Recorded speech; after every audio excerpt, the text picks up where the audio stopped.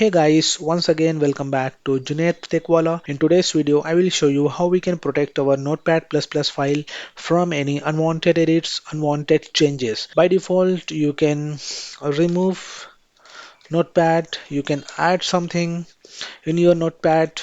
There is no restrictions. But while if you reading your Notepad++ file, if you want to protect your Notepad++ from any unwanted changes, unwanted edits, accidentally it might be something will be deleted, something will be added, so you can protect, you can lock to your Notepad++.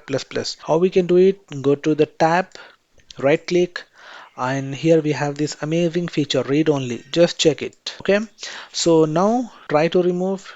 It won't remove, guys. Yes, because already we have lock your Notepad++. So this is how you can protect your Notepad++ file from any unwanted edits and changes. So that's it, guys. Thank you so much for watching this video. We'll connect in some other video.